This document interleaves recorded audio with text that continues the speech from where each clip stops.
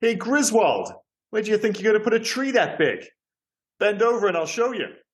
You've got a lot of nerve talking to me like that, Griswold. I wasn't talking to you.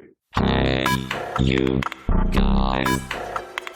Hey, you guys. Hey, you guys. Hey, you guys. I'm Liam, this is Rob, and this week on the Hey You Guys podcast, we're looking back at what has been a Christmas staple for as long as I can remember. A John Hughes classic that might just be the perfect Christmas movie, with Chevy Chase on top form as the insufferably positive Clark Griswald, Beverly D'Angelo slaying as his long-suffering wife Ellen, and of course Russ and Audrey Griswold looking nothing at all like Anthony Michael Hall and Dana Barron. 1989's Christmas Vacation is that rarest of beasts, a movie that perfectly marries physical comedy with exceptional writing, one that somehow manages to be genuinely hilarious while steering brilliantly clear of overt sentimentality or schmaltz. It might not be Citizen Kane or Schindler's List, well, that would be admittedly quite weird, but in terms of achieving its goals, few movies have ever been as successful. I mean, that might sound like hyperbole, of course, but I honestly think of this movie the same way I think of Predator. It's not the perfect movie, but it might be the perfect family Christmas movie. I mean, am I the only one here? Or I mean, I've talked a lot, so you're waiting. Like, can I talk now? Is he done? Is he done? I'm done. Is this film actually any good? Oh dear God, I wasn't expecting that. Like, it's so good. I don't know if it is. Like, I watched this film. I've seen this film previously, but as I'm watching this film again, I watched it last night. I'm thinking, have I seen this film? Like, oh my days! I'm really surprised by this because I've seen this film tons of times. Like I would say I've seen this as many times as Scrooge, as Gremlins. My favorite Christmas movies. And when I went back to rewatch this with a more objective eye, I think I liked it even more. I was like, it's so perfectly structured. So I'm not too sure it is. And this is why I like this podcast is what we do, because we don't always have to agree. But I don't know objectively if this film is actually any good. Like, I loved Beverly D'Angelo as, what did you call her? Ellen. Ellen. Like, and Beverly D'Angelo was a MILF back then. Like, 100%, yeah, 100%. Like, which makes some of Clark Griswold's shenanigans on the side all the tougher to bear, Yeah. But Chevy Chase as Clark Griswold, is a huge douchebag. Well, I do not like. I would rather a Muppets European Christmas Vacation with Kermit the Frog. So, and just to be clear, if you haven't listened to last week's podcast when we covered A Muppet's Christmas Carol, Rob's the only person in the world who apparently hates Kermit the Frog. So that's actually quite the statement. But no, I mean, I don't know what it is about Clark Griswold, and that probably because I'm a grumpy fuck, but that over enthusiastic attitude. We're gonna have a great Christmas. We're gonna do, like, forcing people to do things they don't want. Like you said, long suffering wife. Yeah, the kids who just don't want to do anything. And I just think, and Clark Griswold is an absolute douchebag. He is just a family terrorist. He's a Christmas terrorist. Like, he's just making them do what he wants to do whilst leering over other women. Like, yeah, well, he does. He definitely has his issues, but that's the thing, and maybe that's the reason why I love this movie and why you've got off maybe on the wrong foot, or I don't feel strongly about it, because I think Clark Griswold works because of Chevy Chase. Like, he should be unbearable because he's so clearly good-hearted. It's like you can see his family. They don't want to break his positive spirit, and I think that's what makes it's almost like cringy. So much of this film reminds me of, say, something like Curb Your Enthusiasm, where everything is. It's people and situations you've been in, just slightly heightened. But, like the reason Curb Your Enthusiasm works so well is basically he does everything, a lot of people think in these situations, but you would never say this is what a lot of people do, but it's just pushed that much further. It's just ignoring social norms. And it's a big part of that is, I mean, we said Beverly D'Angelo as Ellen. It's like she just can't face the idea of seeing Clark Griswold with a broken heart. And you can see this thing, and that's why I think his kids are both so great, is because they play it in slightly different ways. But especially his son, God, what's his name? Johnny Galecki is Rusty. How the fuck is that Leonard Hofstadter as well? I know, it's crazy, right? Yeah. He looks so different. But you can see in so many situations, he's at his wit's end, but he just can't face the idea of his dad being disappointed. And to make your point, like, him being a douchebag. I actually think what he is a psychopath. He's one of these guys, like, he's been promised, like, he's been sold the American dream. He always believes he's like within spitting distance of achieving it with his like 2.4 children, his cereal box nuclear family. He's almost there and he's got this perfect idea. But because he can't quite get there, he's constantly on the verge of just going insane. And you can see that, like you mentioned, like those times in the movie when he has his like outbursts and he swears at people and he clearly plans on cheating on his wife. It's like he's acting a certain way because he feels like this is the picture in my head. This is what American father is supposed to be. But he's really a dickhead. Right. Calm down. Stop defending Chevy Chase because I tried to answer your first point about 5 minutes ago. Right. Well, I'm honestly, I've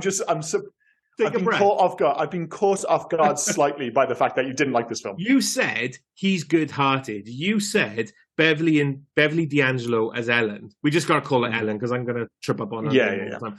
You said that Ellen doesn't want to break his heart. None of them want to break his heart. No. It's not that he's good-hearted. It's the fact that you have the Christmas I want or you don't have a Christmas. He's making everybody do his Christmas.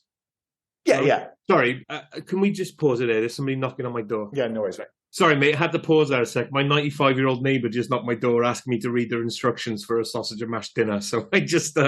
Yeah, I mean, that, as far as excuses for stepping away from the podcast goes, that's right up there, especially at Christmas. Like, if you had just kind of screamed out the door, go fuck yourself, you know, that would have been pretty harsh. So yeah. No, she's great, so I had to help her out. Right, anyway, let's get back to... So I don't think he's good-hearted. I think Clark Griswold is just... I think he's one step away from being an alcoholic, abusive father. Like, he is just so angry. Or like you said, he has this bit of a psychopath and everyone's placating him. Everyone's like, okay, let's do this for Clark because if he blows up, he's going to actually commit murder-suicide. That's the way I see it with this guy.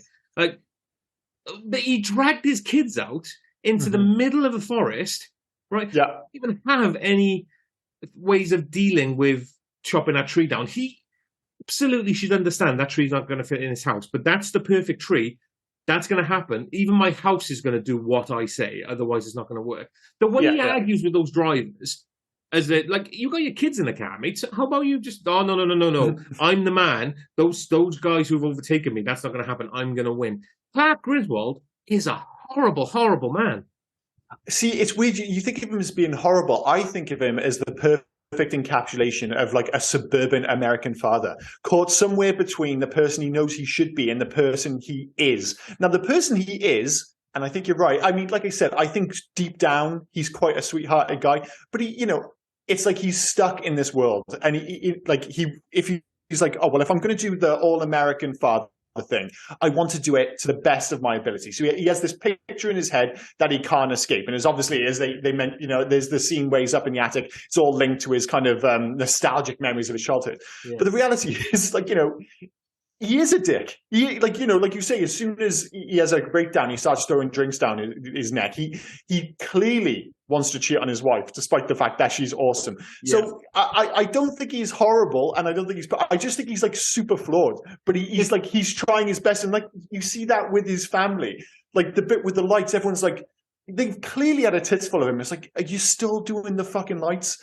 But they see the look in his sad puppy dog eyes, which is a Chevy Chase thing as well. You see it and you're just like, oh, I can't rip into it, except for his granddad. He was like, oh, granddad, he worked really hard on this. He's like, yeah, so do washing machines. It's like, ouch. But everyone else is trying to placate him because they're afraid he's going to commit murder-suicide. I don't care what you say. Maybe. If this was a 15 or an 18, not a 12, this ends very differently. This could be, admittedly, a very different movie if he has that breakdown. Yeah. And to be honest, I wouldn't blame him because, again, that whole idea of, everyone has this like perfect idea of Christmas, and then this movie basically takes that concept and it's like, well, what if everything went wrong? And when they say everything went wrong, everything goes wrong.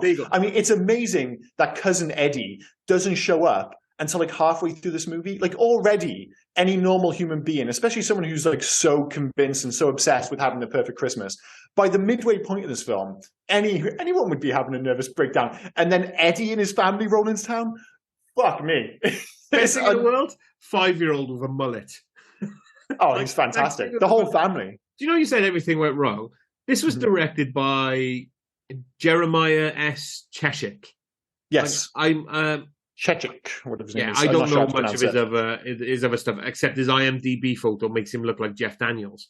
No, I know he did like Van Halen videos, Hall and Oates, and he's done a lot of TV since. But in terms of movies, this is what he's known for. Did he or writer John Hughes have a thing against Windows? I mean, we're going to put it on John Hughes because this is another one of those movies in the same kind of vein as A Nightmare on Elm Street, where everyone just assumes it's a Tim Burton film. Yeah. This feels so John Hughesy. It's unbelievable. And, you know, I mean, this is just one of the many movies that absolutely dominated the 80s. And we'll get to the Windows in a sec. But if we're mentioning John Hughes, I mean, this was right in the middle of one of the all-time cinematic runs. I mean, it goes right back to, was it 83? And he didn't direct all these movies, but he wrote all of them at the very least. But his 83 to 90 run includes National Lampoon's Vacation, 16 Candles, The Breakfast Club, European Vacation, Weird Science, Ferris Bueller, Planes, Trains and Automobiles, The Great Outdoors, Uncle Buck, Christmas Vacation, and Home Alone. What the fuck? That was 7 years. And I was like, oh, well, you know, everyone knows John Hughes had this like monster 80s and he dropped off in the 90s. I was like, well, in the 90s, he still wrote Beethoven, Home Alone 2, Dennis the Menace, Baby's Day Out, Miracle on 34th Street, and 101 Dalmatians. It wasn't until 97 with Flubber and Home Alone 3 that the wheels fell off. This dude was fucking slaying for like 15 years. Absolutely insane. But to get back to your point, he does clearly hate Windows. And I can't believe how many fucking... and also, not how many windows got destroyed, but the next... Like, they must have a window guy on retainer. Because in the next scene, or like, even the next door neighbor's windows, all these windows seem to be getting repaired then. Yeah. But again, it's just that kind of... It comes back to that whole relatable thing with this movie. Like, stuff goes wrong, but it's never, like, totally outrageous. Like, a broken window at Christmas is a massive pain in the ass, and something, again, you could relate to, and, like, how much, like, it would just be a fucking nightmare if on Christmas Eve you had a window broken. But it's not the end of the world, and that's what this film does so well. It's like, none of the issues in and of themselves are the end of the world, but 100 of them... Jesus fucking Christ. Can you relate to it, though? You say it's relatable. Can you relate to buying a tree that's too big for your house, opening it up, and it's smashing all the windows in your living room? Can you relate to that? No, but you can relate to like a family member who's just a bit too into Christmas. Again, it's that idea of taking a concept that's relatable and pushing it too far. Of course, I've never had somebody bring back a 20-foot tree that smashed through the window.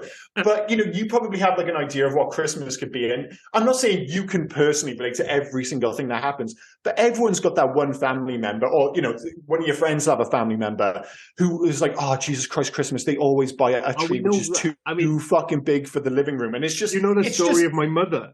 You know the story of my mother, like the whole house, the front of the house. Every year, exactly. Yeah. Well, that's this.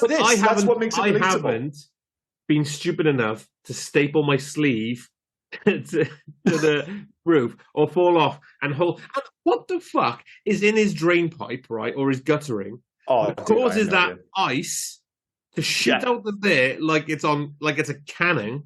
It makes no sense. Yeah. It makes no sense, that scene. Like, I re-watched that scene. I was like, wait, what actually happens to make the ice fly out? I was like, I could get it if it slid out. If there was something like, if there was someone walking past, it slid out, hit them, and, well, let's be clear, probably kill them. But to make it shoot, what 60 foot across the road through another person's window? Like, what the fuck? It was like a cannon was attached to it. Horizontal as well. Like, it went straight. Yeah.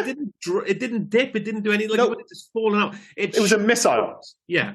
What I did I like the fact that obviously this is the 80s and things like this, so they're talking about all these things that are pretty much giving people cancer nowadays. Like, excuse me. Oh, we've invented this new thing that coats the flakes. You know, it might as well just be an asbestos coating or whatever. Like, he's invented this thing that coats the flakes to make them the crunch enhancer, he calls it. Yeah. This super lubricating oil that they use for cooking that apparently, again, turns his weird-ass wok sled into a fucking rocket booster.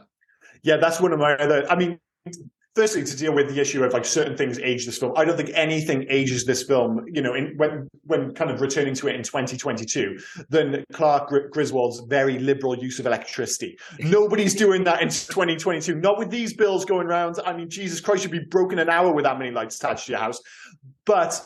that probably is, and I love this film, and I've listed the fact that This film is super lean, 93 minutes long. And as I've gone through it, I have listed 16 separate scenes, and every single one is funny, and every single one keeps the narrative moving. Right between those 16 scenes, that's it. That's the entire film. There's no kind of downtime in between any of these. But as much as I love nearly every scene in this film, the one I don't like is the sled scene. I think it's a little bit too over the top. I think that final line and let's be clear, Eddie has maybe the best lines in the movie. He's incredibly quotable throughout. But his bingo line at the end, that falls flat. I thought that whole scene felt like it was from a different film. Yeah. I'm a fan of physical comedy. I am a fan of physical comedy. I'm a fan of slapstick. But for some reason, it just didn't seem to fit with this. What do you mean in general, or just that scene? Just general, but that scene really didn't fit. That scene really just felt like it was a Three Stooges sketch all of a sudden. It just went overboard, and it was really, really weird. No, actually, I tell you what it was. It felt like a Scary Movie-esque or that was my issue. Like, it felt like a parody, and it's odd because I'm actually not the biggest fan of physical comedy, because I think it's maybe the hardest thing to get right in terms of comedy. You know, if you don't get it right, I think it could be absolutely shocking. Case in point, this fucking film. Oh, absolutely. No, I think this film does. I think the physical comedy outside of that scene is exceptional throughout. And the fact that it's not only brilliant, but as I mentioned in the intro, it's married to such fantastic writing throughout. I feel like we've been watching a different film. It's bizarre, because I think back, like the scenes when he's putting the lights on, it's a simple scene. It's basically a Benny Hill sketch. But when they keep going in and out and they're turning on the lights and stuff, it's all timed so perfectly. Again, I mean, I know you have issues with him putting the lights on the roof when he falls off and he like staples himself to the roof. Like, that takes so much skill in between like the writing, the direction, and Chevy Chase. I think they're so perfectly formed. The only thing I can think of recently which matches it is something like the Paddington movies, which always stood out for me for having brilliant physical comedy. But that's a CG character. I mean, the problem that I've got with this film is, once again, like Muppets Christmas Carol last week, it's not, which is weird because Santa's Sleigh wasn't one I watched all the time either. It's not something I watched religiously.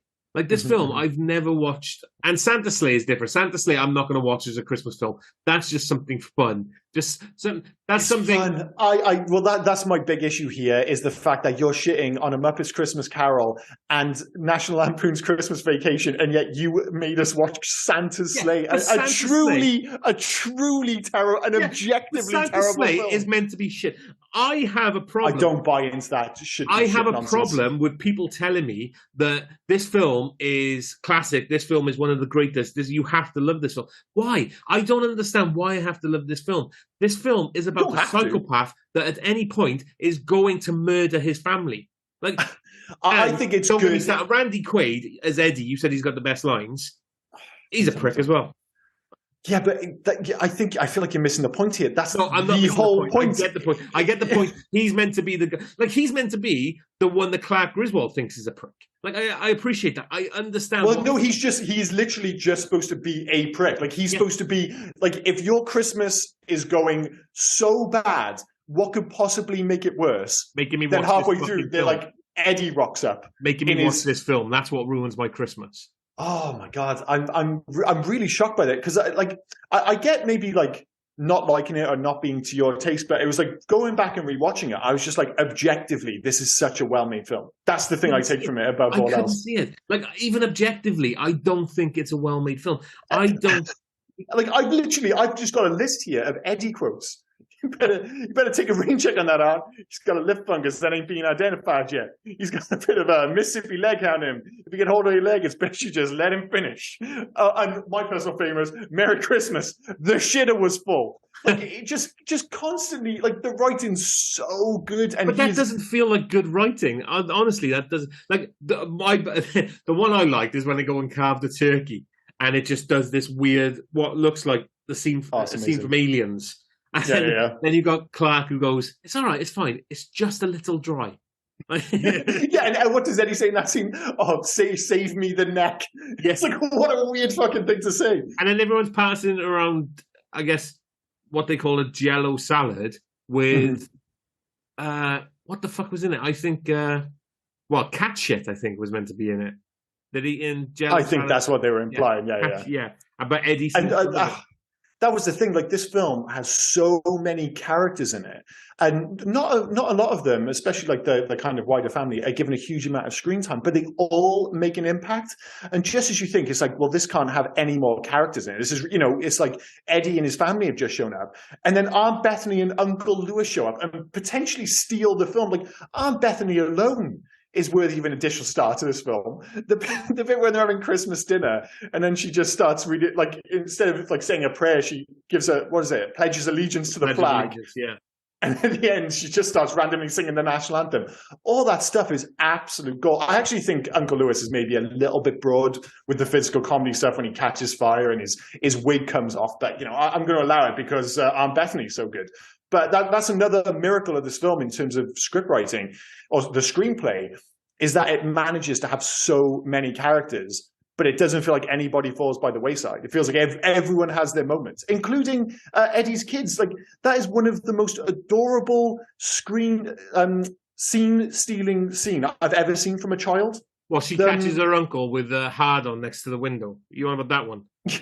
Yeah, that's exactly it. That whole sequence is the little girl, like, it should be saccharine, but because she's got such a potty mouth on her, it's so incredibly sweet. And like you said, like, when you say it unto herself, like, she walks in and he's got a boner. He doesn't actually have a boner. Like, that would have been the cheap gag, but he's kind of fat, he's having a dream about the girl he wanted to cheat on his wife with. He was basically doing Fast Times at Ridgemont High. There is no way he didn't have an erection at that point. Yeah, but that's why this film's so good. That it doesn't go for that kind of really cheap laugh there. It's like, it's enough that he's just clearly having a fantasy about the girl who works in the department store. Laughs. The thing with the squirrel is a cheap laugh. The thing is, again, the squirrel scene, like, that shouldn't be a big deal. But when I imagine it, if you had all your friends around your house, and there was a Christmas tree, and someone's like, can you hear a squeak? And a squirrel jumped out. 100% everyone freaks the fuck out. 100%. Nobody says, oh, it's just a squirrel. Everyone does exactly what happens in that movie. Everybody freaks the fuck out. But would you go as insane as him and cut down a tree outside and bring it in because you have to have a Christmas tree? And what the fuck was that Christmas tree made of that Lewis can catch it on fire that fucking quick? I mean, I feel like you're maybe taking too much of this film a little bit too literally. As I said, like, everything about it, it's common sense, but then it just pushes a bit further. It's reality, but then it just nudges a little bit into the absurd. I was so bored with this film. The only reason I didn't turn it off was because Kat loved it. Well, at least someone did. And I think pretty much everyone else, which is, again, fair enough. It's like each their own. But I am like I would have bet the farm. People are probably listening to this thinking that I'm doing it on purpose. Like, these films everyone loves. He's doing it because everyone loves it, and he's doing it just to. But no, I don't do. No, I don't. If I love a film that everyone loves, are happy days. But if I'm just watching something and I don't know what it is. It doesn't feel right. It doesn't feel. Are you Christmassy. A fan of? It doesn't feel Christmassy. No, it doesn't feel Christmassy. It's like the most Christmassy film I think I've ever seen. Because he's buying presents and he's putting up Christmas lights and he's making everybody live his Christmas. That's an alcoholic, abusive father's Christmas. That is. You're all gonna live my Christmas. Like, they tried to leave. No, you're not leaving. You're gonna sit here. You're gonna enjoy Christmas. Damn it. Like that. Yeah, well, he's been pushed. He's been pushed over the edge at that point. But he pushed himself over the edge. Yeah, but I like I said, he is already on the verge of madness. But like, the events do kind of contrive to push him, to nudge him that much further over the edge. I think everything that can go wrong does go wrong, and that's the whole point of the film. I mean, that's the whole shtick of the film. It's just taking Christmas traditions and just all of them go wrong. And that's why I think it's so fun. But like I said, the reason, like, there's a whole bunch of movies which do this kind of shtick. Oh, the family come over, they have, things go wrong, ha, ha, ha. But I don't think any film does it anywhere near as well as this. But I think it always comes back to that John Hughes screenplay. I've never been a fan of those things. If you don't like having your family over because all this happens, don't have your family over. Like, it's as simple as that. That's such a weird criticism, because it's Christmas. It's the one time of year that you all people are forced into these situations. Yeah, why are you? Well, now you're taking issue with Christmas, not with this film. Like that. The whole point of this is that it's the one time of year when people who would usually have nothing to do with each other, and certainly on that scale, like to put that many people, and again, they bring it up in the film, a lot of people who don't like each other, but because it's Christmas, it's like, oh, what fuck, we have to go around, he's invited us all around for Christmas. It's that kind of the social norms that you're like, we're going to have to say yes because it's family. And then you're all just stuck in this house acting like lunatics, which is... But you don't have to say yes, do you? Like, if you like going somewhere to have fun, that's fine. Or if it's a tradition and you're okay with it, all right. But if you're going to bitch and moan that you're going somewhere you've been invited, just say no.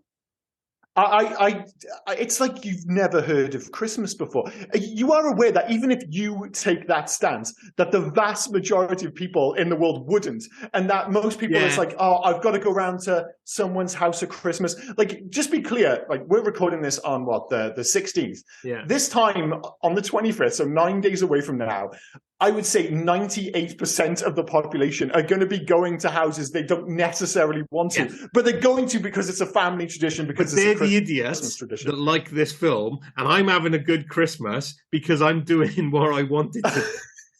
So your idea of a Christmas movie is somebody just happily sitting at home on their own? No, I'm not saying sit at home on your own, but why are you bitching and moaning about going, not you personally, why are you bitching and moaning about going somewhere you don't want to go because it's Christmas? Either go there and have a good time, or That's don't. not how it works, mate. This is turning into a critique of Christmas. But yeah. Well, anyway, the fact is, people do that. They get forced into situations, and that's where this film comes from. But I mean, it's interesting your stance on this. I mean, how do you feel about like John Hughes's other films? Because I mean, personally, obviously, I think of this as being like a top 3 John Hughes film. Like, even if you remove the Christmas situation, like the only John Hughes films I've got ahead of this are probably Home Alone and Ferris Bueller's Day Off. And depending on my mood, you could make an argument for Planes, Trains and Automobiles. But I would say this is in that kind of 3rd, 4th position for me. Are you a fan of like the other John Hughes films? Or is it... Weird Science, I'm a huge fan of. Home Alone, huge fan of. What ones did you say then?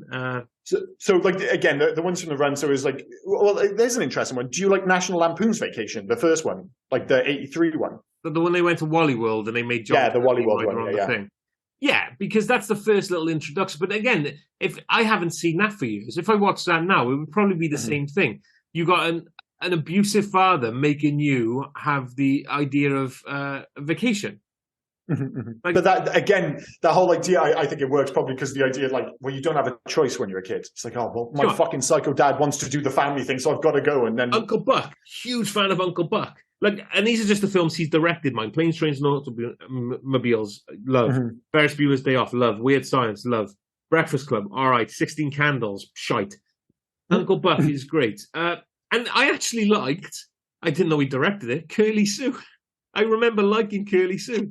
I mean, that's maybe one of his worst films. It's amazing that you like Curly Sue, but you don't like Christmas Vacation. And it's but he didn't direct Christmas Vacation. No, he didn't. But it's got his fingerprints all over it. But I mean, it's a weird one. So I was rewatching Uncle Buck quite recently, and I thought by comparison, one of the reasons that this film works so well is that when you go back and watch this, Uncle Buck, is that the daughter in that film is unbearably smug. Like, she's just like completely, like, there's nothing to latch onto, and of course she's won over at the end. But for most of the film, she's tough to be around. Whereas in this, you can just see, like, the kids are so much more relatable. They're so much more human, I think. And even though they don't get a huge amount of screen time, and I guess you can make the argument that what's her name, Juliette Lewis is a little bit snarky, but again, it never gets mean spirited like it does in Uncle Buck. And again, I think that's that whole kind of family dynamic. Which I hope nobody comes around here and sees me with my family standing outside in my pajamas. Like, yeah, but compare that.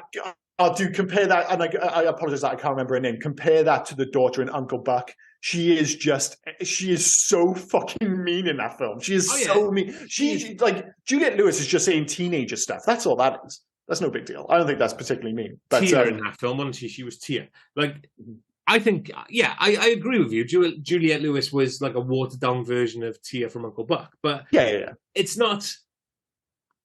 I don't think she had enough to do with. And they've changed every time, haven't they, those kids? Like, every time they've changed. I think they've changed every time. There's been I remember Ethan Embry was one of them in Vegas Vacation, I think. Yeah, I'm not sure if they changed between Vacation and European Vacation. They might have. I can't remember. I was never that fussed on European Vacation, so I've not seen it for a long time, so I can't confirm that. But between the other, well, they had to change because unless you're going to have them being older, but it doesn't work then. The reason it works is because the kids are always the right age, aren't they? No, Rusty was different again. There was a guy named Jason Lively. Oh, so I think they've just got an idea of how old the kids could be, and then you just keep swapping them up for every single film. And it's weird, like it's got like a 50. Obviously, not if we're talking to you, but a real 50% batting average, where it's like Vacation and Christmas Vacation are absolutely fantastic films, and then European Vacation is a bit rubbish, and Las Vegas Vacation is pretty rubbish as well. So they're either brilliant or not very good. What about Christmas Vacation 2? Is that any good? Is there a Christmas? There's no Christmas Vacation 2? Yeah. Is there? Yes. With Chevy Chase? No. No, I was going to say Eddie. Oh, is there? Jesus Christ! I just didn't pick that up at all. Yeah. I wouldn't mind. That's the thing, though. I don't want to see a movie about Eddie.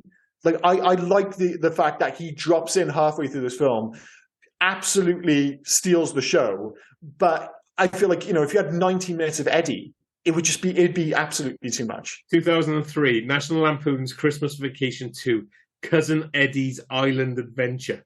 Oh, yeah. I don't feel the need to see that whatsoever. I mean, that's obviously a straight-to-DVD number, and the fact that I've not even heard of it kind of probably speaks. I mean, what's the IMDb rating on it? Ooh, it's a big fat 2.7. 2.7. Yeah, well, that's what we're dealing with there. Which, so, spoiler alert, is more than what this film's going to get. Oh, jeez. I bet you this film is 7.5, something like that on IMDb. I bet you it's like... spot on, 7.5. Oh, is it really? Oh, well, there we go. Yeah, it just has that written all over it. Cousin Eddie. Cousin Eddie is... He's related by family. He's not related by blood. His wife, whose name I don't know, is Ellen's cousin. Is that right? Yes, I believe so, yeah. And so her auntie then would be Everybody Loves Ray's mother. Yes, yeah. Who I absolutely despise. Despise her in Everybody Loves Ray. I despise her. And that whole overbearing mother character. Like, when she shut the thing on Chevy Chase, even though Chevy Chase is a dick and he deserved to have the thing shut on him, it's not your fucking house, love. What are you doing? Why are you going, it's cold, I'm going to shut that? Like... And then you just leave it. Obviously, that was open for a reason. Obviously, you go, is anyone in the attic? Why act like a dick just for this comedy moment of, he's going to... And why would you sit in the only place... They had a fucking fully made bed made up in that attic. There was a bed made up in... Yeah. Besides, the only place to sit is on the trapdoor. Yeah, it's a weird place to sit. And I was actually wondering, there's like a few bits in that scene. Like the bit where his feet go through the gaps in the attic.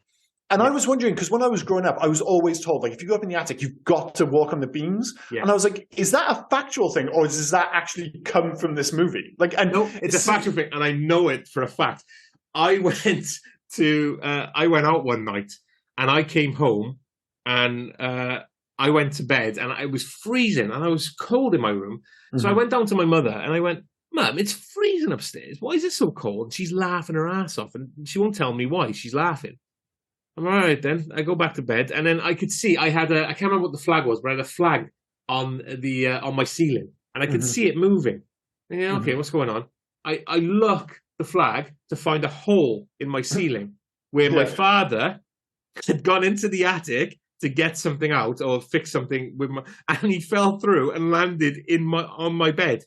This is again another weird one, Rob, because at the start of the film, I was going about how relatable this is, and you were making an argument about how not relatable it is, and yet this film seems incredibly relatable to you, with like the too many Christmas like decorations, the foot through the ceiling. Even it sounds like most of this film has happened to you. Is that why you're not so fussed on it? That might not be why I like it. I mean, please don't think I'm going on about alcoholic dads. No. Just a lot of the stuff that happens in this film. I'm like, well, a lot of it seems to have happened to you. I'm sure you didn't have a sled race which got out of hand, or did you? I can't remember having fucking snow. Like, when's the last time we've ever had snow? That's the thing. We've never... Well, we've had snow against it up here, but I do live up in Scotland, admittedly. But I've never had a sled before, because I feel like it's like... snow happens once every 4 or 5 years. And it's like you've got to be so well prepared to have a sled. Whilst we're on that subject, thank you for saying that, by the way. Is it sled or sledge? Because it really winds me up when people say sledge. Sledge? It's not a sledge, it's a sled. There's a sleigh. It's to sleigh, or there's a sled. It's a sledge. I'm not even sure if is a sledge a word. I've heard so many people say sledge, but also let's go sledging. Sledding. Let's go sledging. I can almost understand why somebody might say let's go sledging, maybe, rather than sledge. But it's sled and sledding for sure, right? One of those things, like when people turn around and they go, I almost drowned it. What did you fucking do?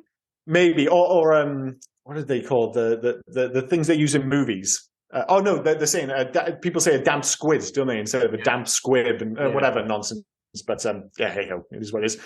But I don't know, man. It does sound like a lot of these things have happened to you. But again, when I was like going through the scenes of this film, surely you enjoyed the one with Nicolette Scorsese, the one at the department store. Well, where she was showing some thigh in front of Jonathan Galecki. Yeah, it's like I can't see the line breast, can you? It's like no, you can't. I did like that double take moment where they're just looking at this woman's thigh all of a sudden, and just like his little double take to it. It felt like a Dad's Army sketch or something. And again, there is a lot of physical comfort. You come from that, which, you know, you could almost be, it's like, is it slightly pervy? Not really. It's just like kind of, I think, sweet-natured at heart, despite the fact that I think that Clark is thinking about cheating. Well, he's not cheating. I don't think he's thinking about cheating on his wife, because I think he knows he can't. But if given the opportunity, he might, which is an issue. But, it goes straight from that sequence to when the family shows up. And it's one of those sequences which would be so easy to overlook. But when I was watching it, it's so well shot. It reminded me of, have you ever seen Uncut Gems with Adam Sandler? I haven't, no. No, well, one of the things that film does better than anything else is film stressful situations and film a room full of people being loud. I don't think any film has come so close to capturing the intensity of just being in a room with a lot of loud people. This is one of the films that does it, when everybody comes in through the door at the same time. And it's just mad. Nothing overly dramatic happens. Just the whole family shows up at the same time and everybody's greeting each other. I was like, dude, this scene reminds me of Uncut Gems. And it's just one of like many scenes which I think is just elevated by a combination of writing and direction. But that felt more like, again, John Hughes, that felt more like Home Alone, where they're all packing and there's like, we said... they do. He does brilliant in that film as well. We said in Home Alone last year, we couldn't even tell who was part of who, what family was part of what family. Yeah, well, like in terms of just capturing the madness of Christmas and capturing those moments of just having, again, just too many people in your house. Like your house just isn't built for that.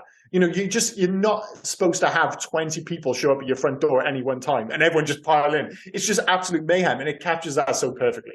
And I think it captures, again, without kind of like overdoing it with any of the characters, like you totally get all of the family dynamics. Like right down, like I actually think one of the characters who kind of goes under the radar for most of the film is Clark's father, but it's one of the sweetest scenes in the whole film. Dude that barely says a word until that scene. Yeah, but when he does, he slays. He's like, that whole thing is like, oh, how did you get through this, Dad? And it's like, I had a lot of help from Jack Downs. It's one of the few genuinely sweet movies without a joke involved. And you notice that he's the one person who gets through to Clark by just saying, it's like, you cocked it up. No one else has the heart to say that, because they're always worried he's going to like just be devastated. And it takes his dad to just say, listen, son, you fucked this up basically, but it's okay. Like these things happen. And it was like, that's the thing he needs to say. And it's like, that's the only scene his dad really has in the whole film, but he fucking knocks out the park. Absolutely slays it.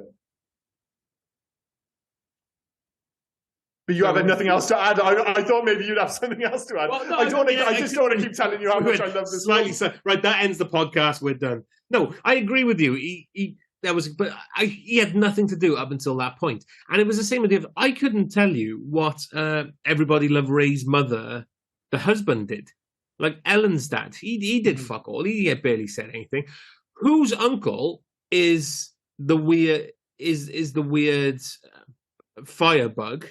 Uncle. Why are they letting this dude have cigars that big? Like, but that's the thing, though. Like, it's like they just grabbed an old person off the street. Whose uncle is he? Well, that's the point, though. I think is like at that point it doesn't even matter. Like you said, it's only when I rewatched Home Alone for the 100th time that I get even closer understanding the family dynamics. It's like just people show up; they're just family members, so they're all just there. And the fact that he's smoking a cigar, it's like, oh well, he's family. He's somebody's family, and it's like you can't say no because he's an old man stuck in his ways. So you're just like, oh, listen, like constantly, and it comes back to Ellen. Just this, oh, dude, it's like it's 2 days. We're just going to put up with everybody's foibles. We're going to put up with everybody acting like a lunatic, and we're just going to get through Christmas because Clark's got this idea of what Christmas should be. And then Ellen is very clearly aware of what it's going to be. She's like, this is going to be a disaster, but I've just got to keep the fucking ship sailing in the right direction for the next 2 days and then just get everyone out the door. And hopefully Clark won't commit murder-suicide, as you've suggested on so many occasions. That scene in the kitchen where she's saying 2 days, I wanted to teach Juliette Lewis how to peel and chop a carrot. That really upset me. The way she was just digging at that fucking carrot. Like such odd things upset you. I have no idea what you're talking about. When she's moaning that she's got to share a bed. Yeah. I'm aware of the scene and what she said, but I can't remember anything to do with carrots. Attacking a carrot like never before. Like, what did that carrot do to you? I can imagine you just like, well, that's another star off. What this girl's doing to this fucking carrot's unbelievable. But yeah, I even thought it ended brilliantly. Like the fact that it got in like a SWAT team attack and the whole thing with the boss, again, this whole relatable thing about like, you know, you're waiting for your Christmas bonus, but then your shitbag boss kind of like, you know, you get screwed, like, you know, especially nowadays, everyone's getting screwed over with pay and stuff. And it's like, yeah, you say in the moment, it's like, oh, I'd love to have him here, hogtied and all this other stuff. But nobody in their family has an Eddie who's actually going to go out and do it. But I know, like, even the cop freaks out when he finds out what he did. It's like, man, if I had a hose pipe, I'd beat you with it. It's just like I thought that was good, but the whole kidnapping scene just came out of nowhere. It was just something to shoehorn the boss into it. Who again is the dude from Groundhog Day, isn't it? It's Bill's brother, yeah. But all this because he's rich, he gets his own personal SWAT team. Okay, I get that. How did they get on the roof? They climbed up the back to abseil down the bottom. Like, what the fuck is the point of that except for a visual gag? It just seems that is it. The director hates windows. It's a visual gag in a comedy. Again, coming back to the whole idea of, you know, in the real world, he's a rich person, he's been abducted. The police might show up and it's America, so they might have some armed police with them.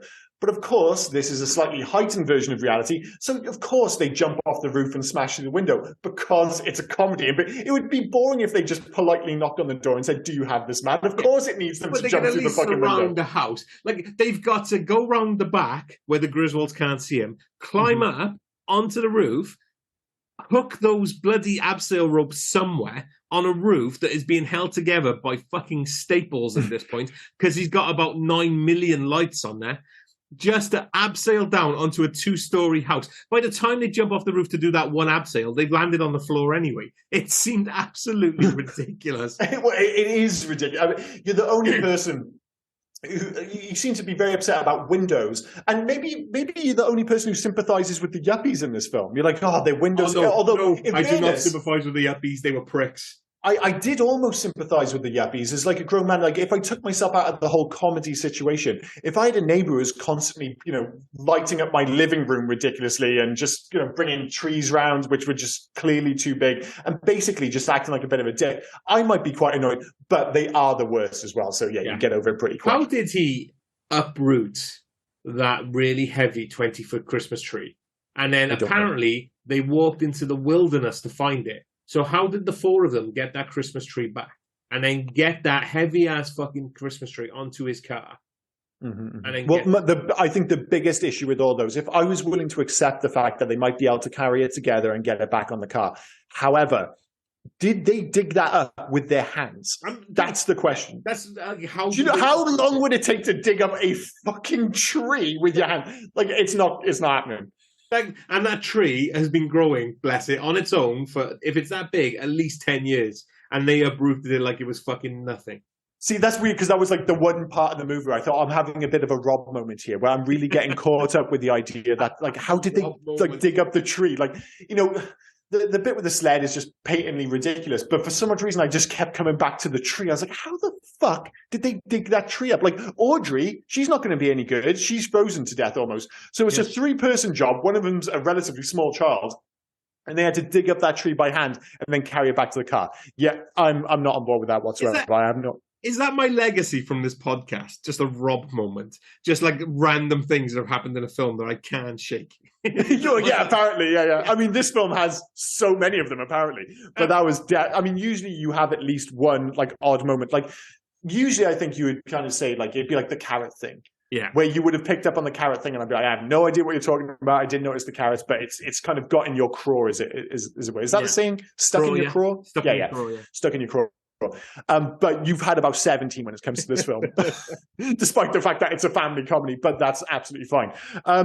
We should probably wrap it up there because I don't think I'm going to change your mind, sadly. So.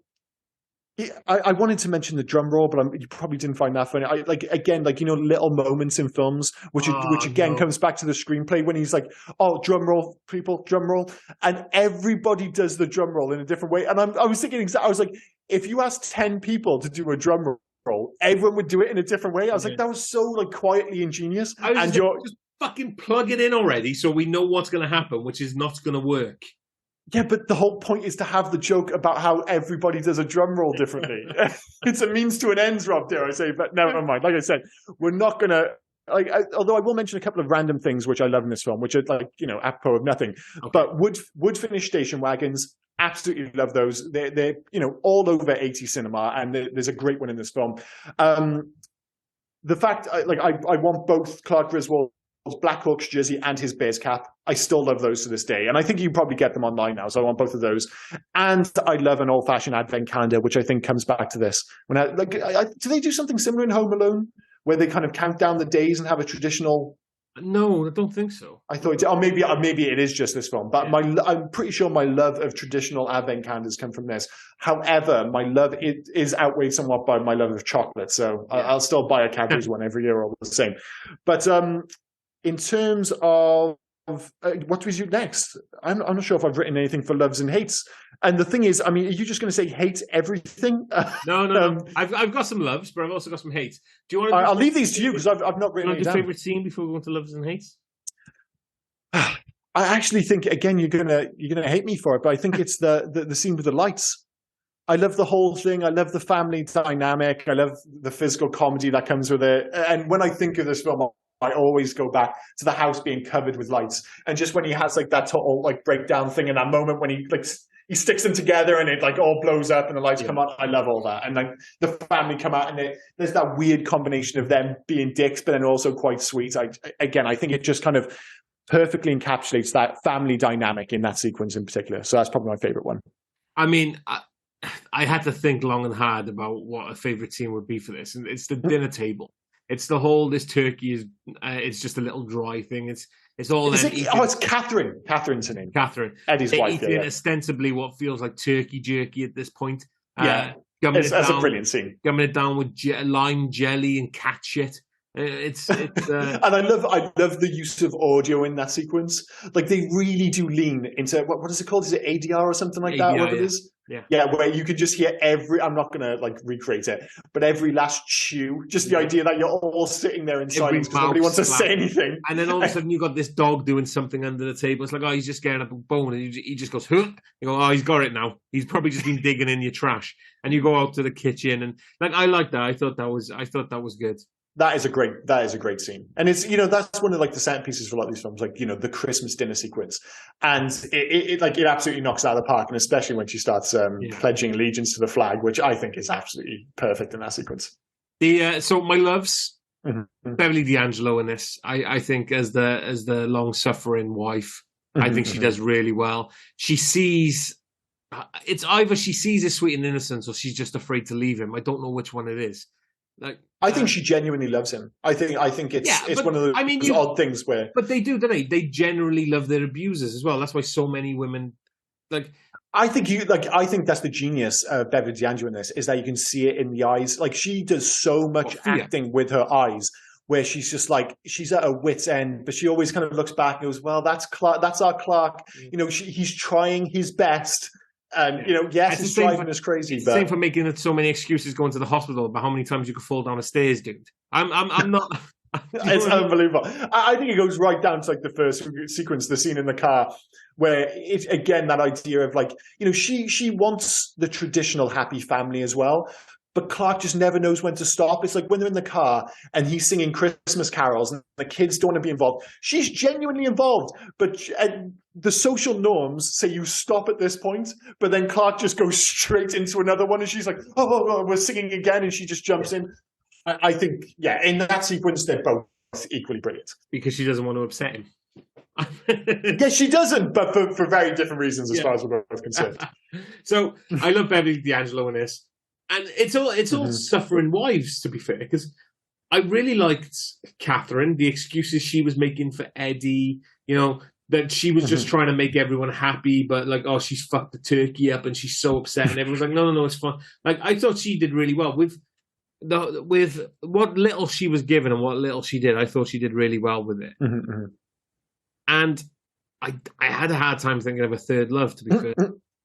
Well, I for some reason I forgot to write them down, but like off the top of my head, I immediately think of that. Like I said, that marriage of physical comedy with fantastic writing. I think the dialogue's brilliant. I think the physical comedy's brilliant. I'm going to throw them both in. I think a lot of that comes down to Chevy Chase and Beverly D'Angelo, who I both think are absolutely exceptional in this film. And the fact, the third thing I love is the fact that I think it does encapsulate what Christmas is for a lot of people. Yes, it's a heightened version. Yes, it's an extreme version. But as I said, I think the genius of it is that there are so many moments, there are so many characters that people can relate to. It's like, oh, that's like my fucking uncle, or oh, that's like my brother would be like that, or my mum would be like that, or my dad put his foot through the ceiling as well. So yes, it is quite relatable. Yeah. So yeah, I honestly, I could have listed any number of things I love about this film, because I literally love the entire, like back to front. I love this film. Except for my hates, which I'll jump into very quickly. The obvious one is the sled ride. I don't like that whole sequence. I don't like the bingo thing at the end either. And what were the other ones? I'll let you go because you've got loads of hates. So no, I'm gonna do what you never can. I'm just gonna stick to 3. Oh, God bless you, sir. God bless you. The sled. Hate the sled. Chevy Chase. Crazy. Hate him in it. Absolutely. And you want to go on about something that I can't get past? Bill Murray's brother's office. Why is his desk a fucking conference desk? Like, why in his office, where normal people have a desk and just like, he's got a fucking lamp and a phone and everything on a conference desk. Yeah, why? Yeah. I assume you can see the social commentary in this scene. Yes, that's the whole reason for the long desk. Is like, it's a visual gag. It's not just he just happens to have a large table. One of the best visual gags is one they don't fixate on. That everybody gave him the same present. They don't tell you what the present is. Oh, it's genius. That's so clever. It's such a weird thing. Like, the genius of it is like you spend so much time looking, what the fuck? Because it almost looks like a Tetris block. Like the L, it looks like 2 presents taped together. Yeah. And the fact that everyone, like, I think, again, any other film would just have a box. They would all be the same size in different wrapping paper. The genius of that is your eye gets drawn to it. You're just like, what the fuck has he got him? And then you see everyone else has got the same thing. You're like, what the fuck is it? Oh, it's so clever. I love they don't fixate on it. That's where I love. That's like, it just draws your eye to it so naturally, and you end up thinking about it more than you should. It's so clever. I think it's really clever. I think that's great. It's kind of ruined by the fact he's on a fucking conference desk. But you want to go relatable again? My dad was a French polisher. He was a furniture restorer. I've had to help him take one of those desks apart, carry it down 4 flights of stairs, to take it to his office, to repair, to take it back up and fix. Dude, I'm starting to think that you don't like this movie because everything in this movie has happened to you. Has somebody my childhood absolutely insane. Which, speaking of things I hate in this film, I'd be amazed if it did happen to you. I do hate the scene with the ice going through the window. I just don't buy into it. It's a totally forced sequence. It doesn't, like, other bits are ridiculous, sure, but that bit, like, it has no relationship with common sense, physics, or anything. It's just it's funny you say that about ice. Does a brick count? So a brick's gone through your window, Yeah. Fantastic. I mean, the only thing that comes close, and I think I may have mentioned on a previous podcast, is when I thought it'd be funny to scare my dad, who I thought was in the living room. And it was when it was snowing. And I threw a snowball at the window. And instead of throwing it at the window, I threw it through the fucking window. And I have, because my dad's an old school dad. Like, he's not the kind of one who comes out, he's upset. He's the kind who comes out and gives me a fucking hiding in the middle of the street. Yeah. And I've tried to immediately run away. And my friend has just grabbed me, wetting himself laughing. And he just won't let me go. I'm like, dude, and all I'm thinking is, my dad is in the living room. Like, he's probably halfway through a beer or something. And he's suddenly covered with glass and fucking ice. He is literally going to fucking murder me. Luckily, he wasn't in, and I lied about it and got away with it. It was an absolute miracle. But Jesus Christ. until we get to this podcast. Have you ever told him? No. When I came home, and God, I don't think my mum will listen to this, so it'll be fine. But I ran away, obviously. I came back, and my mum was working on the window, and she was like, "Did you break the window?" And I immediately went on the offensive. I was like, "What the fuck do you mean, did I break the window?" I was like, Of course you'd blame me. Why would I broke the window? And she ended up apologizing to me. And I never said anything. Yeah, it's just the worst. I'm just the worst kid. And I've never had the heart to tell her. So hopefully she doesn't listen to this podcast. Or can you imagine if this is the one? Ooh, he loved this film as a kid. I should listen to it. Dude, she absolutely adores this film. She adores this film. So if you do listen to this, I'm going to apologize. Although I might have upset your mum so much by the beginning of this, she might go, I can't listen to this fucking guy. I think she might have struggled with it because she like my mum's like not a massive movie person, but she adores this film. She absolutely adores it. Is that it in terms of hates? I think we've probably covered it. In terms of you hating everything about this film. Do you have any facts? I mean, there are plenty of them, I suppose. When I say a couple, there's quite a few. Okay, well, just handpick a few, and we'll just. After failing to get the Christmas lights to work one last time, Clark Griswold takes his frustration out on the plastic decorations in the front yard. Chevy Chase actually broke his pinky finger while punching Santa Claus. He resorts to kicking and clubbing the decorations after that. The film kept rolling and the take was used. Awesome. I mean, just clench your fist properly, innit? Yeah, he probably should have. Yeah. Throw a decent punch, Chevy. Jesus Christ. What else have I got here? The shoes Cousin Eddie wears are the same ones that he gave Clark as a gift in the original Vacation.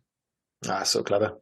The old Dodge pickup that tailgated Clark and the family in the opening scenes of the movie was previously used as Kurt Russell's work truck in Overboard. I thought I recognised that car. Oh, awesome. Yeah, because it was in, not from Overboard, but They Live. It was Roddy Piper. Oh, yeah. I remember that. Near the end of the film, Rusty says, I told you we should have gone to Hawaii. In the first National Lampoon's Vacation, when asked where in the world he would like to go, the most Rusty said Hawaii. A minor earthquake occurred when they were filming the scene where Uncle Lewis and Aunt Bethany arrive at the Griswold house. When Clark and Cousin Eddie are talking in the living room, they are drinking eggnog out of Wallywold mugs. Wallywold was the destination of the Griswolds in National Lampoon's Vacation. I love that sequence because that's the bit when he realizes like he's not getting his bonus and he just freaks out. Like you say, like the psycho in him finally comes out. I love the bit when he's just knocking back eggnog. Just, it's good, and you just see it in his eyes. He's just totally lost the plot. They are the smallest mugs as well, with the biggest handles. Those ear things. They weren't ideal for drinking eggnog. I mean, you'd have to drink a lot of those cups to get drunk, I assume. Have you tried eggnog? No, I was just going to say, like, one, I haven't tried it, and two, how alcoholic is eggnog? I mean, I guess you can make your own to a certain extent, but how strong is how strong is the average off the shelf eggnog? I don't know if I want to drink egg and milk. Like, I don't know. Well, that's the thing. Any milk based. I mean, I do like a couple of cocktails, and because I'm an absolute hipster and I still love the Big Lebowski. I do like a White Russian every so often, but I wouldn't want a whole night on them. And up to a certain point, do you really want to keep mixing milk with alcohol? Like, the end result is going to be appalling, isn't it? I feel the same way about Guinness. I'm like, I like a Guinness, but I'm like, after 2 pints, I'm like, all right, I'm moving on to something else. Yeah. I don't want to be kind of like 7, 8 pints of Guinness in one evening. Like, that's just going to end poorly, surely. Guinness gets to the point where you're like eating your drink at that point. Oh yeah. It's too much, and it's too creamy as far as I'm concerned. A deleted post-credit scene would have had the blow mold Santa sleigh that is blasted into the sky by the sewer explosion, crashing into Todd and Margot's bedroom roof after Todd makes a Santa joke before falling asleep.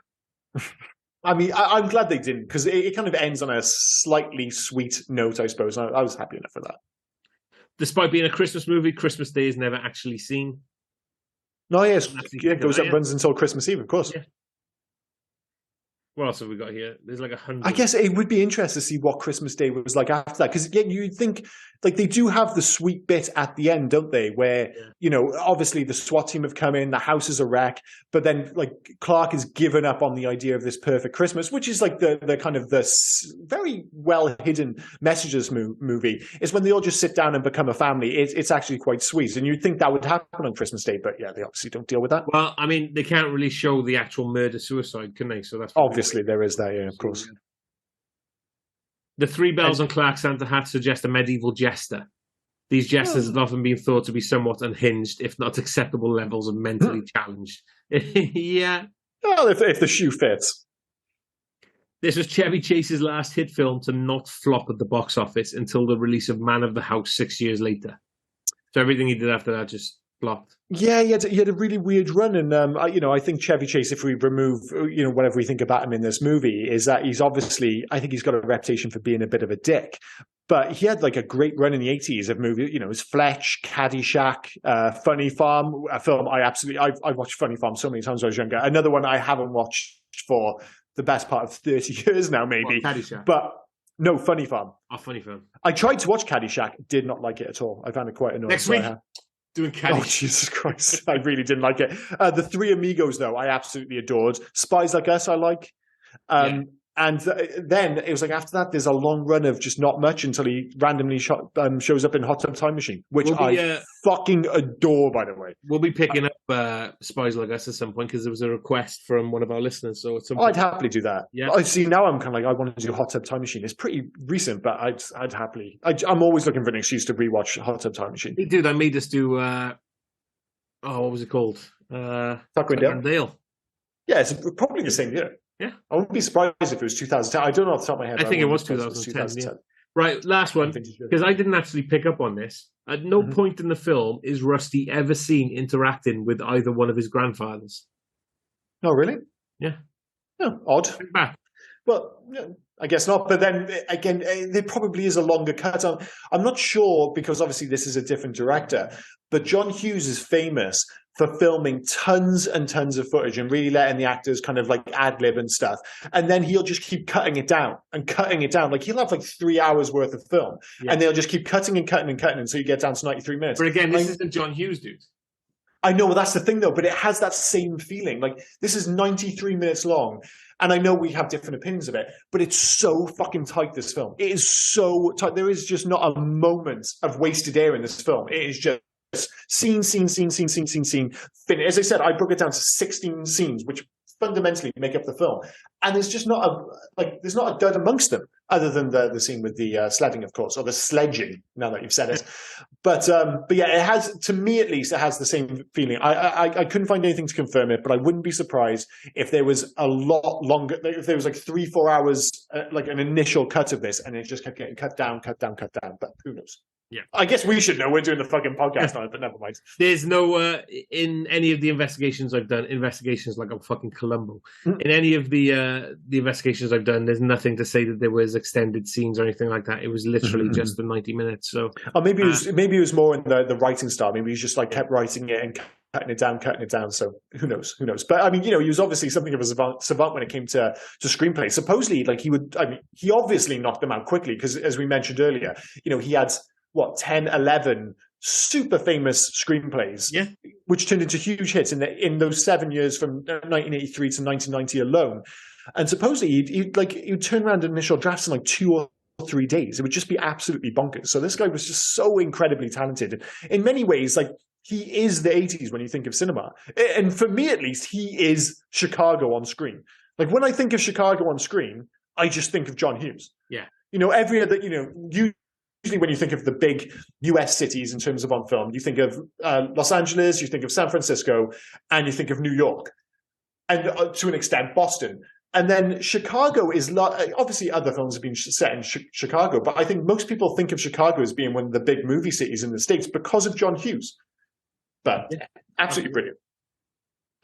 Is that for facts? I'm doing, the rest are pretty lame, so I'll end up with facts. Fair enough.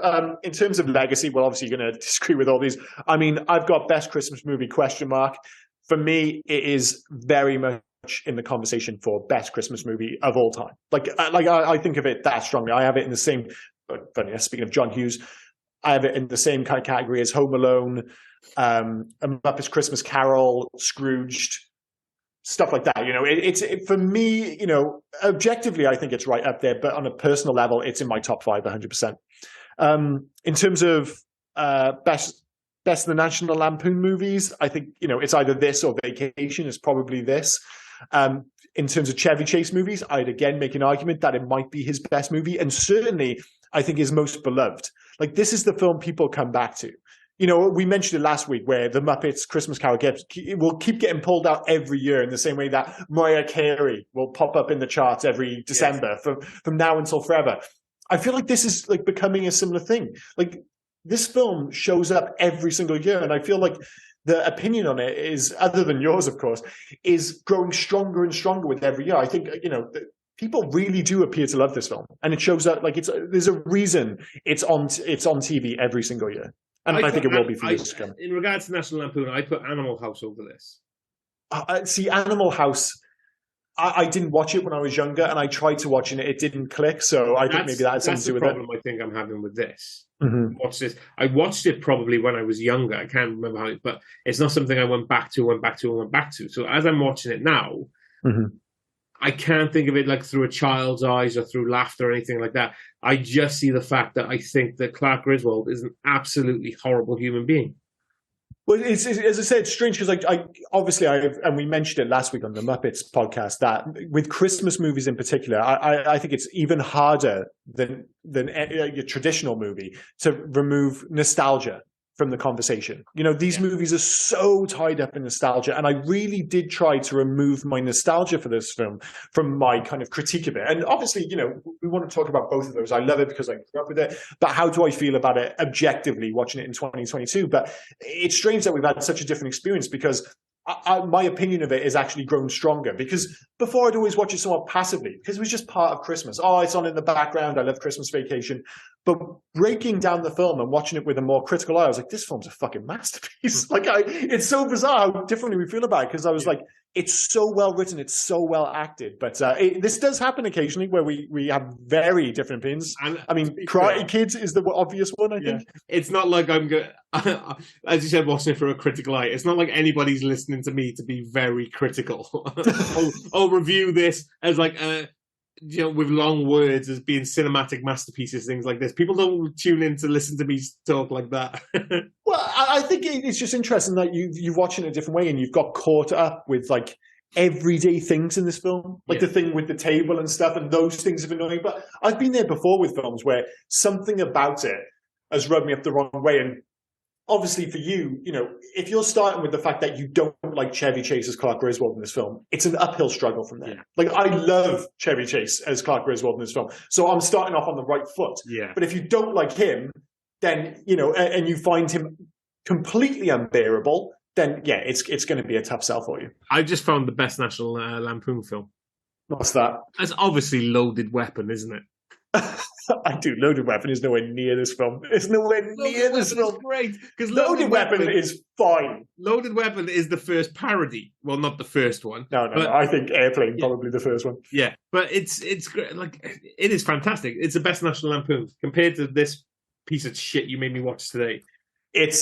I like Loaded Weapon. It's perfectly fine. It's a 3-star film, and it doesn't belong in the same conversation as this film, as far as I'm concerned. It's definitely a 3-star film compared to what I'm going to give this film. Unbelievable. I fear for the score you're going to give this film. In terms of songs and soundtrack, I mean, for the most part, it's got a classically goofy late 80s, early 90s soundtrack, with the addition of obviously the Star Spangled Banner. And that comes right from the start. It's another one of those films which has that weird, goofy, I keep using the term goofy, but that's how I think of it. The animated intro, that seemed to be a thing from like 1989 to 1992. Like, tons of films just had these weird, like Honey, I Shrunk the Kids, almost identical in terms of like the animation style. But other than that, the thing that stands out for me is the Hip Hip Hooray for Christmas Vacation by Mavis Staples. That song is stuck in my head almost on a loop during Christmas. It's like my go-to Christmas song. And this series is famous for it because They had Holiday Road by Lindsey Buckingham, which was also a belter. That was from that the wasn't original. in this one, was it? No, that was from the original Vacation film. But that was another like surprising belter in like a random film. A song which like I won't be watching this film, and I won't even be thinking this film. But Holiday Road and the Christmas Vacation song can just randomly pop into my head at any moment. It's very strange, but they're great songs. In terms of video games, I mean, obviously there wasn't a video game for this, but the obvious answer is basically The Sims, but with better writing and I'd say a smaller scale, but perhaps even something closer to. Do you remember Theme Park? Yeah. Like a light-hearted comedy sim. So it's like you've got to keep everything working in your house, and if you don't, things catch fire. And obviously, Uncle Lewis's toupee will, every example I'm using is something catches fire. But that's kind of how those games usually work. Like someone was being sick at the theme park, or something was on fire. But that's probably what I go through, is like a gentle comedy sim with, as I said, a bit more character interaction. Mine's a little different. I'd go with Hello Neighbor. Oh, yeah, the recent one, yeah? Yeah, where the kid is trying to find out if his neighbor's a murderer, isn't it, if I remember right? Yeah, there's two of them. Yeah, Hello Neighbor, one, two, yeah. So I would go with Hello Neighbor, where it's a great chat. You're one of the kids in the street, or even like the kid of the yuppies or something like that. And Clark Griswold's just going around chopping trees with a chainsaw, looking like Jason Voorhees and Leatherface. So basically, this video game is the adaptation of the version that's playing in your head. So in this version, Clark Griswold really is a psychopath, and you're basically trying to sneak into his house, and you're basically uncovering the real Clark, the adulterer, the murderer, the psychopath, Clark Griswold, yeah? Yeah. I would love to play that game, in fairness. There's a reason why... What were the kids' names? Rusty and... Audrey.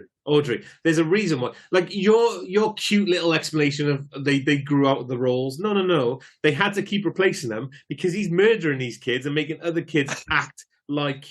kind of like, vampires or something like that, where they have to keep pretending they're dead. It's like, oh, that was my grandfather. Only this is he just keeps constantly. It's like, Jesus Christ, it feels like your kids have been 12 forever. It's like, I know, man, that's crazy. What are you doing? These kids, and they're all buried in the backyard. It's the people under the stairs, isn't it? Where they kept kidnapping kids until they actually, they were brainwashed enough to think they were the sons and daughters of their parents. That's That's another film we should actually do. We will actually. I fucking spoiled because it was a film all my friends grew up watching and loving, but I didn't. And I've only seen it once, and it didn't really land for me, but I wouldn't mind rewatching it. But back to your idea. Yeah. I just love the idea that in this video game, you go dig in the back garden, you find the body of Anthony Michael Hall as a kid. Yeah. And he's just dead. Yeah, you find his rusty clothes and everything. You're finding all these Rusties and Audreys just round, like bits of body tons parts. of them. And the horror dawns on you that he's had like 72 kids, and every single one he kills on their 13th and 15th birthday, respectively. This film is getting so much better. The more and you're just like, oh, Jesus Christ, how many times is poor, we keep saying his poor long-suffering wife, it's like, how many times has she been pregnant? Yeah. She keeps having to have these same kids and renaming them and burying them again in the background, and it's like she doesn't even want to, but she's just terrified of what he'll do if she tries to stop him. It's like, oh my, this has got dark very quickly. So so on that Christmas special, on that truly horrifying note, I mean, this is only getting more horrifying. So I'm gonna add some Christmas cheer. Would I recommend this film? 100%. I think it's, as I said, a top 5 Christmas film, and I don't even think that's nostalgia. I think this is an objectively fantastic film. I think it's as good today as it was in 1989. I would 100% recommend it. I think this is a 5-star film. I think it's that good. Yes. As I said, I think it going in, I kind of had in my head, I was like, well, it's at least a 4-star. But like I said, I'm not even sure, like this whole concept of it being the perfect film. I just think it's the perfect example of what it's trying to do. In terms of a Christmas holiday family film, this is the perfect example of it. And I don't think it gets any better. As I said, I used that example earlier of Predator, where I was like, you see all these films, they try to recreate Predator, and you think of it as being a B movie, which it is, but it's the perfect B movie. In the same way that I think this is the perfect Christmas family movie. So I think this is a 5-star film. Highly recommended. And now you go.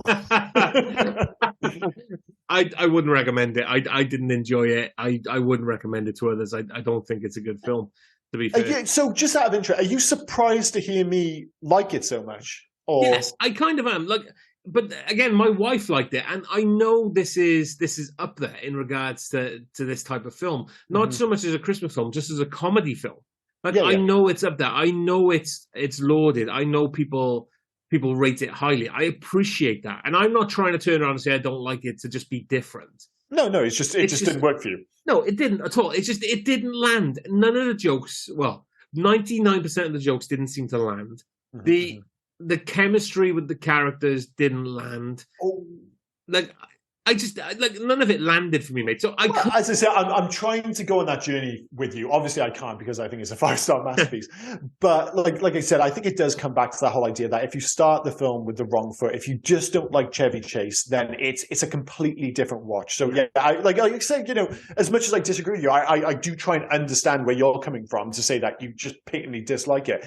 And I think it arguably does start there. It's like if the film starts, you're like, I can't stand this guy. It's like, well, it's 90 minutes of Chevy Chase. For all we've said about the fact that there's like a whole bunch of characters and everyone gets their moment. Make no mistake, this is a Chevy Chase movie. Yeah. This is a Chevy Chase vehicle first and foremost. And if you can't stand him, it's going to be a tough ride for sure. And the score. I wouldn't recommend it. And it's a 2, dude. Okay, fair enough. Jeez, I thought you were going to give it a 1. Well, do you know what? There's worse films that I've given 2s and 3s to. No, fair enough.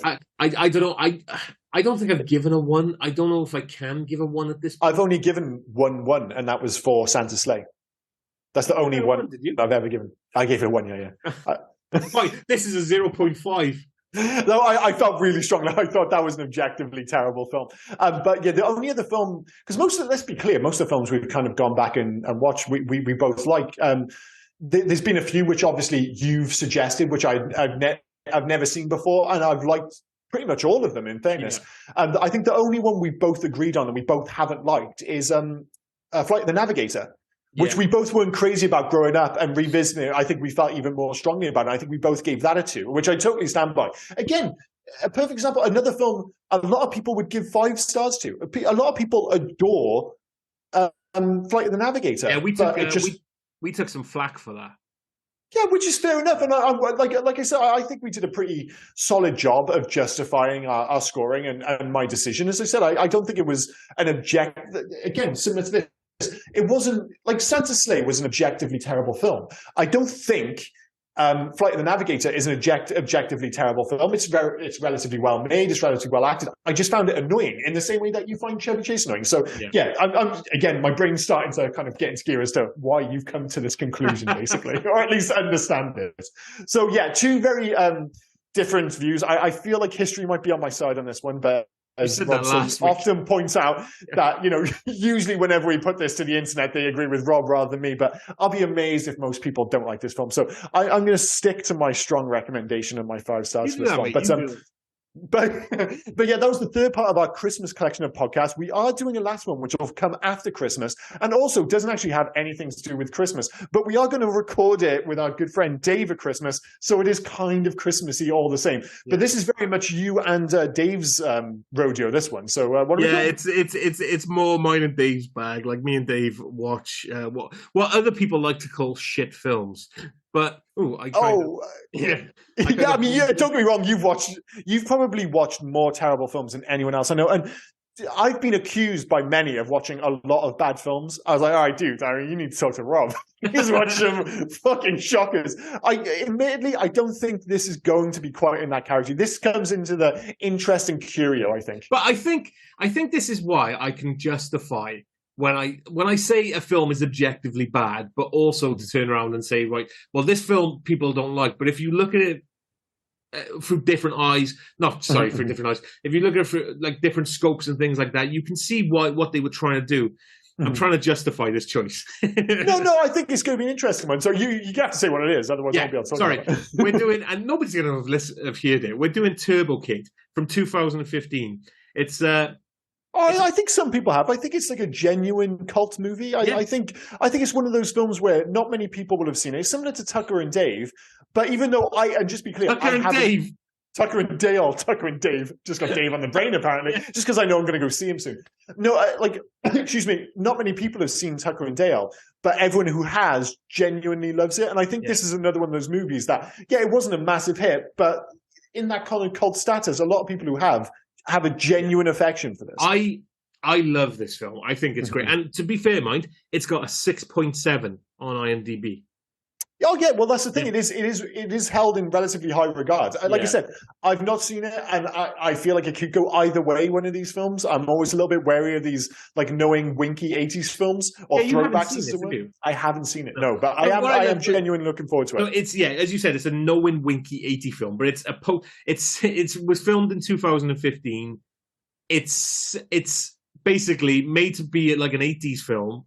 Where it's a post-apocalyptic world because there's a post-apocalyptic 1997, which I'm all for. Which we've obviously seen a million times. It's just I'm always, and obviously we won't go too much into the details. I'll wait until I actually watch the film. But my concern with these films usually is that it gets a little bit too winky. It was the same reason, like I should have loved The Expendables, but I didn't because it was a little bit too knowing. And films when they're like trying to be kind of bad, you know, stuff like Snakes on a Plane, or if you take it to the other extreme, something like Sharknado or something like that.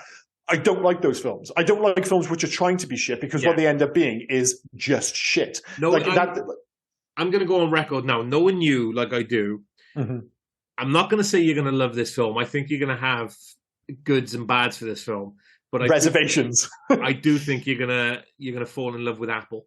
That's all I'm saying. Well, I like I said, I've always kind of been aware of this film, but I don't know, for one reason it feels like a film I probably should have seen. But I'm certainly gonna. I'm glad I haven't watched it until now. So yes, we're taking a bit of a hard left here. After 3 Christmas movies, we're going into 2015's Turbo Kid, which will have a certain festive element because we'll be recording it at Christmas, despite the fact that it's getting released between Christmas and the New Year. What are you going to do?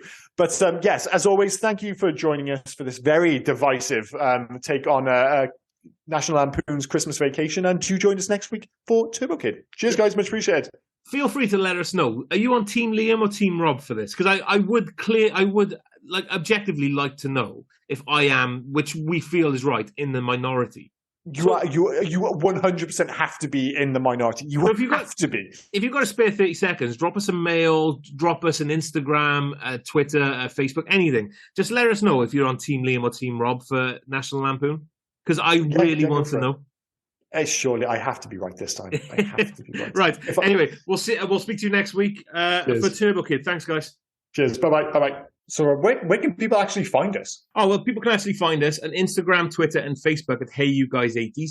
You can also drop us an email at HeyYouGuys80s@gmail.com. We like to read them out on the show, so please feel free to send them in. Any recommendations, just get in touch with us. We do like that. And we'd like to thank, as always, Darry Fletcher at Darry Doodles for the fantastic artwork that we're now producing. Cheers, Darry. And a big thank you to Alexander Ortolan for the awesome intro music. He has no media presence as far as I can tell. He's very mysterious, but makes great music. So thank you very much. And we'll see you next week. Thanks for listening. Bye.